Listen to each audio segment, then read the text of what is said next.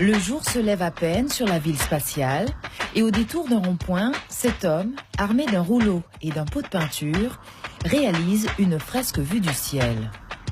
Je ne suis pas très sportif, mais j'ai tendance à suivre un petit peu les actualités. Et quand je regardais le Tour de France, je me disais, tiens, on avait quand même des vues aériennes, avec soit l'hélicoptère ou l'avion.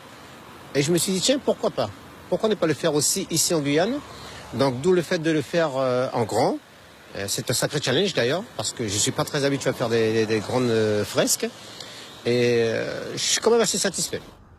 Depuis plusieurs années, ces œuvres d'art fleurissent sur le Tour de France. Certaines atteignent parfois plusieurs hectares, une sorte d'art engagé avec des messages de revendication. Rolando, quant à lui, tenait à soutenir l'équipe de sa ville, le VCK, 2 fresques aux 2 entrées de la ville, le travail de toute une journée. J'ai fait une petite maquette avec un dessin très succinct.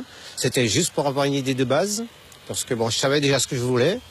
Et puis après, je dois dire que j'ai dû faire appel quand même à 2 amis qui me sont chers, Abel, qu'on connaît, qui fait des grandes fresques, et aussi un grand coucou à Diane Félix qui m'a bien expliqué comment faire les points de repère pour pouvoir faire des grandes fresques. Et voilà sa fresque vue du ciel. Avec cette initiative de Rolando, c'est peut-être le début d'une nouvelle tendance sur le Tour de Guyane, un territoire qui ne manque ni d'espace ni de thématique pour ce genre d'expression artistique.